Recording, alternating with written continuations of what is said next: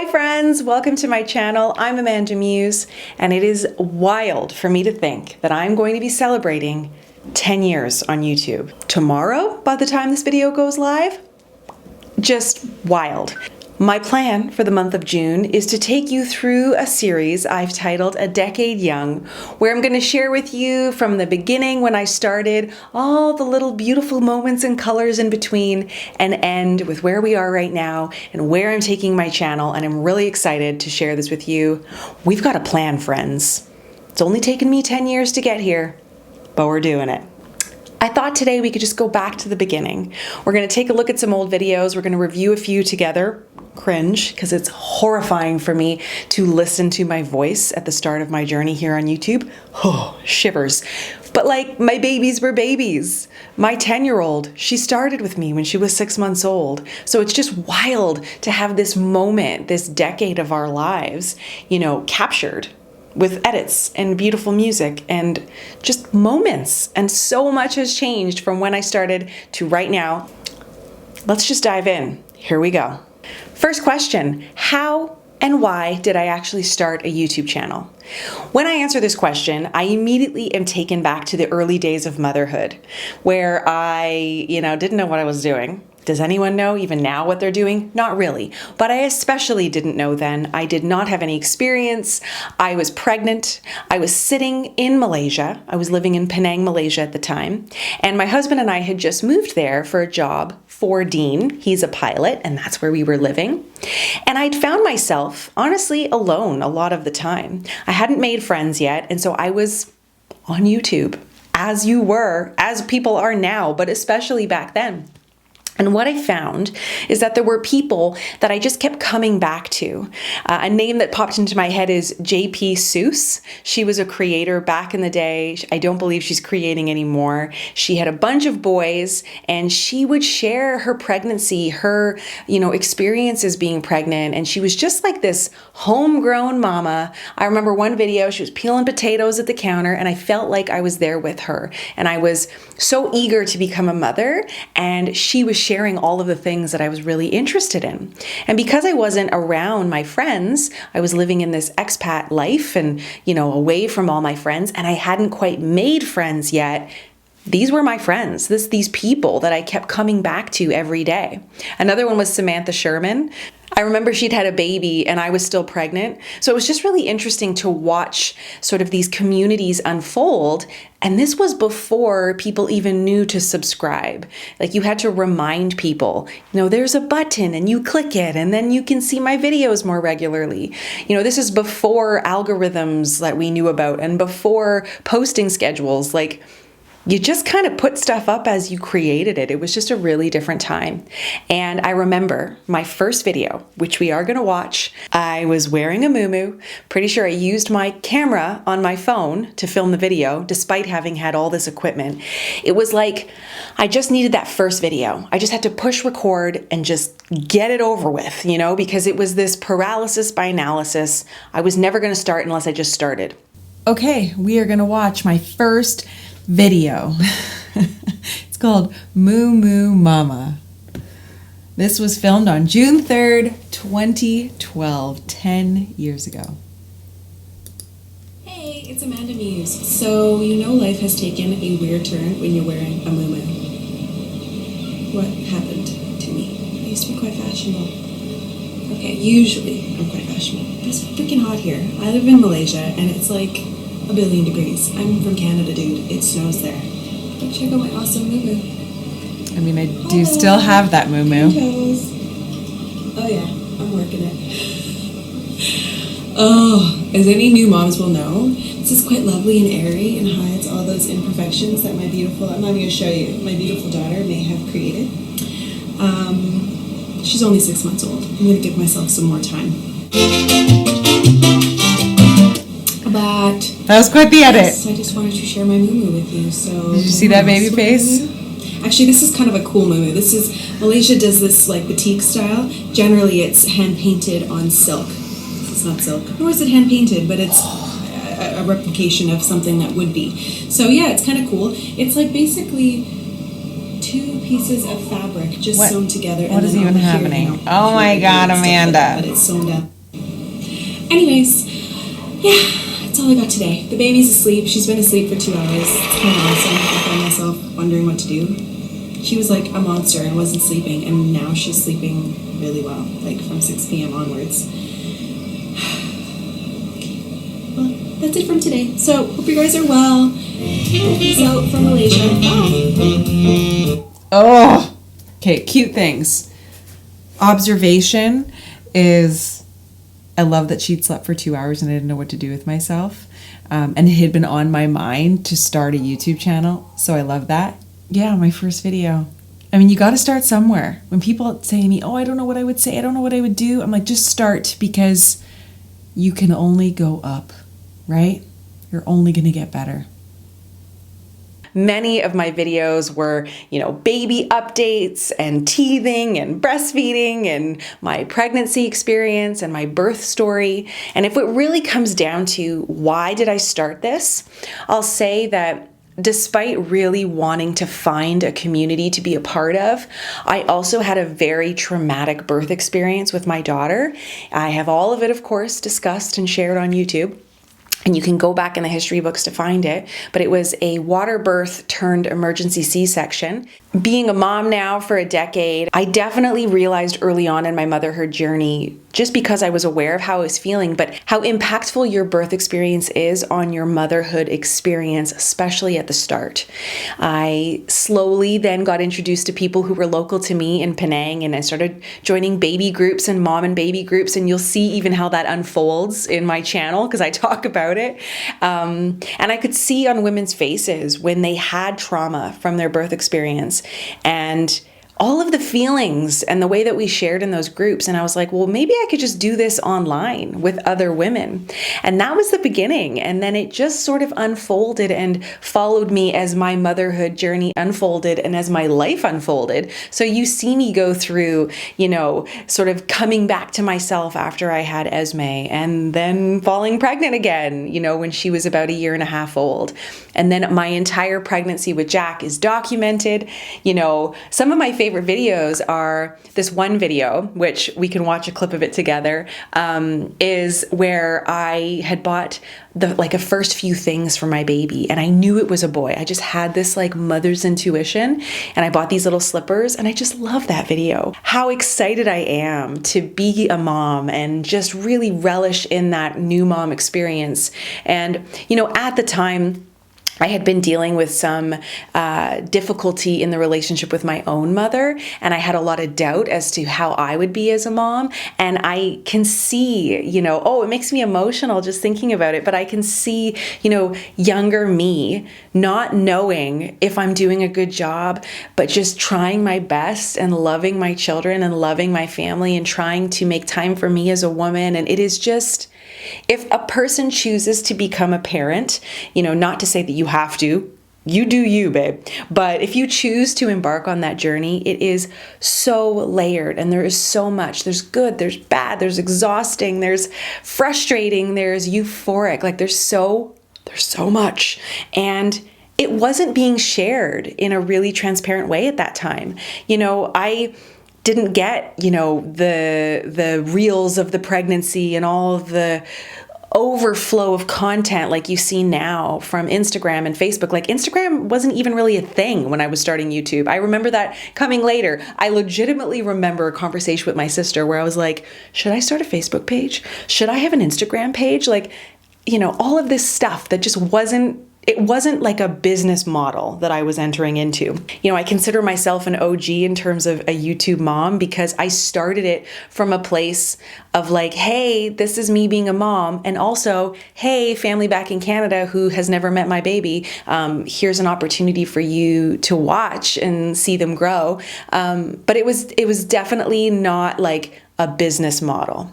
However, I remember when this YouTube family who, you may be familiar with them, but they were called the Shaytards at the time. And they were the first YouTube family. And I was watching them all the time. And then I remember they sold their company to Disney. And I was like, what? Disney cares what's going on YouTube? And it got me thinking, and it could be my age. I'm 38, so I was starting YouTube around 27, 28.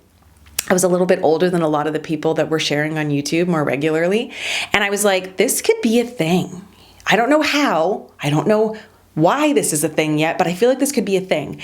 And it's not like I was getting huge support from my partner or really anybody. Like, people didn't know what I did. I mean, sometimes I meet people today who don't actually know what I do online, and I still have to explain it. So, like, just imagine 10 years ago. But I just had this feeling that this is something. I felt like it was this little thing where all of my skills, being an extrovert, I used to manage, I know I've shared with you all my different jobs, but I have like management skills. I know how to operate in a professional setting, in a business setting. I know how to manage an inbox. I know how to send professional emails. I have confidence in myself. I knew all of these things that I could do. And I felt like, and I've always felt like, one of my superpower strengths is my ability to be authentically myself. Like, I always had a hard time trying to be something I wasn't. I am a gentle soul. I lead with love. I feel like I do that in my real life. I had a hard time fitting in with the cool kids because I always felt like I didn't say the cool things because I was like such a sensitive heart, and I think that's what allows me to be me here, and maybe what's allowed me to be myself for so long. And so many of you, gets me emotional, have joined me on this journey. And it's like, who would have thought, that if I just stuck it out, what could come? Fast forward a few years as I share my journey of leaving Malaysia and selling all of our things and coming back to Canada and all of the uncertainty. We didn't know if we were going to stay in Canada. We literally were coming back for Thanksgiving and Halloween. And we thought we were moving to Vietnam or the Middle East. And then Dean ended up getting a job in Ontario. And we were like, what? We're staying in Canada? And then I share the whole reverse culture shock and trying to immerse back into Canadian culture. And I remember another video that sticks out in my brain is the one where I sat down on my sofa in my living room of my first house that we ever bought together. I've only ever bought 2 homes, so my first house. And we're sitting there and I realize that I need to start making some money, like some real income, or I have to go back to work. We can't sustain our life for a family of 4 on the one income. And I went to an event and I saw some key players in Canadian media, and I gained the confidence to reach out to one of them. And within 24 hours, I was on a phone call with one of the people I owe so much to, and he knows it. His name is Rick. And we had a phone call, and within within a week or 2, I was doing segments on W Network. And my shoulders were just like vibrating because I was so nervous. I didn't have the confidence in my skill set yet. I still get nervous now, don't get me wrong. But there's been so many experiences since then. But I remember saying to Dean, just give me 1 year. Just give me 1 year to try to make a go of this thing. And, I just felt like if I could make this work, this would be like the dream job. I get to be home with my family, get to be home when my kids are little. We're saving on childcare. We're saving on all these things. I can support Dean as he's getting into back into Canadian aviation. And the life of a pilot's wife is a unique one with its own set of challenges, but it's shift work and you don't know when your partner's going to be around. And so having a partner that can be home is kind of amazing, because then you fill in the gaps when the other one can't do school pickup So there was that time. And I said, just give me 1 year.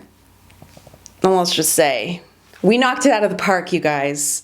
So I've just found the video. It's called Going Back to Work Vlog 86, or Week 86. I filmed this on March 4th, 2016.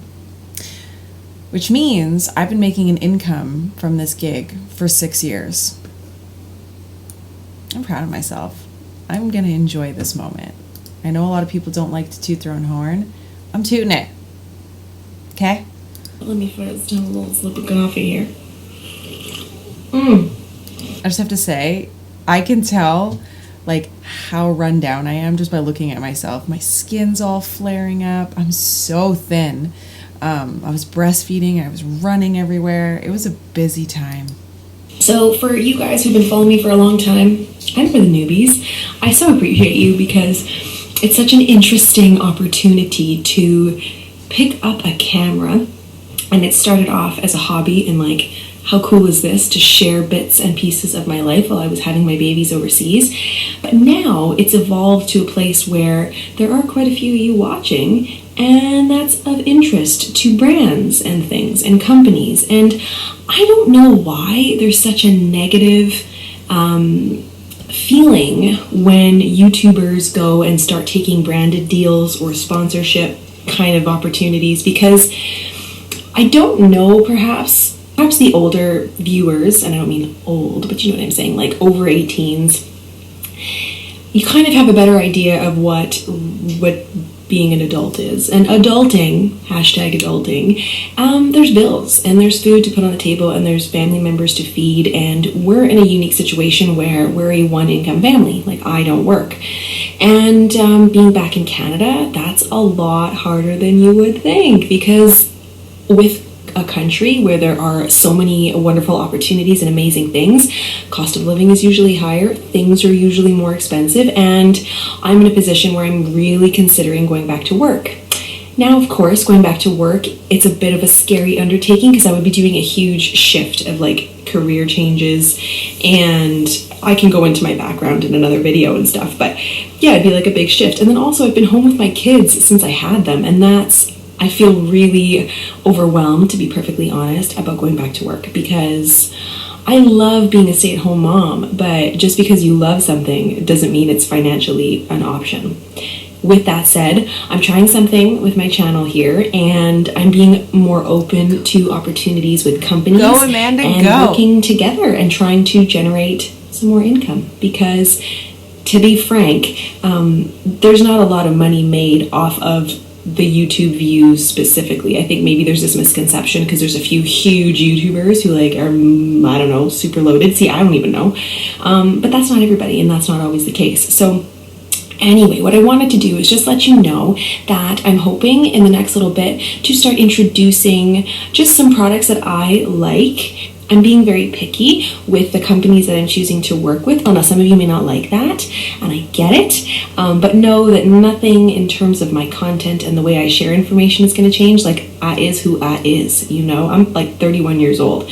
I'm not a very easily changed human at this point. Like, there's roots, you know what I mean? It's hard to change a grown person. So all I'm trying to say is that I really need to be smart about how I spend my time, because it's not just me living out in this glorious world. I have 2 children whom I need to provide for, and I don't have that tree that grows money. Like, I forgot to bring it back with me from Malaysia, and it's like, damn, that's it. So I hope you guys understand, and for those of you that don't, you know what?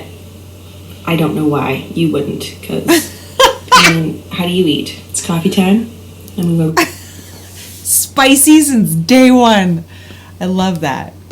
But see, I feel like I've always brought you with me, because I don't forget why my channel exists. It's because of the viewers, because of you guys, real people watching. And I know that over 10 years, people ebb and flow out of channels, but it's just really neat to have these like focal point memories about where it started and where it was going, and like when there was the shift. Like, I remember. It's wild. I had no idea that this job existed, because it didn't, and I found a way to make it my own. And I feel that something I continue to strive for right now is when I work with brands and when I work on partnerships, that my messaging as Amanda and our relationship, you know, audience member, you guys to me, is at the forefront. Like, yes, I have to pay my mortgage, I have to pay things, okay? I have to buy food, but also I can't, you know, go too far away from who I am, because then I'll lose you guys, and I'll lose that connection and that loyalty and that trust that you have in me, right? And have I made mistakes along the way? 100%. You know, I remember working on some of my first campaigns where I did like over the top makeup, you know. I used to be a professional cheerleader. I've done not professional dance, but I've danced like, you know, ballroom dancing and ballet, where, you know, where you're going on stage and it's the lashes and it's everything. And then looking back, I realized, well, that wasn't really me, was it? Like, I was trying to be something that I thought the brand wanted. And then you're learning that dance. And now I've learned it truly is a meeting in the middle of what do I bring to the table, because that's what the brands that I partner with love and want. And then, you know, how can I share their messaging in a way that's genuine, that's going to maintain the trust that you've built with me. And I feel that that's what's allowed me to be who I am in this space for as long as I have. And I don't take any of this lightly. Like, none of it is overnight success, right? Like, I have worked my tail off. Do I have the biggest numbers? No. And for a while, that bothered me. And sometimes I'm like, dang, maybe I should be bigger. Who even am I to be sharing my opinion or my life or whatever? And I realized that it's not about that. Like, I get messages every single day from you guys that are funny or uplifting or just commiserating in a season of life that I'm in, or just sharing your experiences in some way that I've impacted your life. And it is like, who would have thought that that could happen from me picking up a camera, wearing a moo moo on my deck in Malaysia? Mind blowing. So here we are, celebrating 10 years on YouTube. And I suppose a question I have for you is, how did you find me? Because I know I've had a couple of successful YouTube videos, and the beauty of YouTube, you know, is that it is evergreen content. You know, I still have people finding me from breastfeeding videos or for baby wearing videos, and my babies they're not babies. I don't think I could pick them up if I even tried at this point. But, you know, I'm curious, how did you find me? Because we have the rainy day video, which is probably one of my all-time favorite videos. What a fluke, hey? Esme and I sitting on the deck, and I'm singing It's Raining, It's Pouring, and she's just little, and she's eating raisins, and she gives me a smooch. Millions of people have seen that video, so there's a chance you've seen it. There was also a Bare Minerals beauty video that I did. That one was quite successful. There was a hair product. I was using a Revlon hair dryer. I also tend to get a lot of people on the side of TikTok who are interested in relationships, age gap relationships. Those have been some successful videos. Those are my big ones lately. I feel right now that there's this like little winds, you know, the winds of change have arrived. We're coming out of a pandemic. You know, I'm 10 years on YouTube. My kids have entered this golden era. I think it's called the golden years with your kids. They're 8 and 10 now. It's not mommy, mommy, mommy all day long. There's a lot more time for me. It's glorious, by the way. I want to share more about the season of life. And I think as the years have gone on, you've likely noticed there's been a really strong theme of self-care in my videos, whether it's mental health, relationships, motherhood, you know, being a working parent, how I make this work with my family. You know, there's always this kind of undercurrent of self-care and grace and love that we have to you got to love yourself first before the rest unfolds, you know? And I'm going to carry on with that messaging, and I'm just really grateful that you're here. So next week will be part 2 of this series, and I'm going to get into, you know, the last 2 years. If you've joined me on this journey, you know I documented so much of it. I vlogged almost every single week for 2 years, and our family was hit hard with pandemic life and job loss and stress, and oh my God, there's so much to dive into. I can't wait to share more with you guys. Thank you for being here. From the bottom of my heart, thank you for celebrating 10 years with me. It's incredible. I love this gig. I love this community. You're awesome. All right, I'll see you next week. Bye.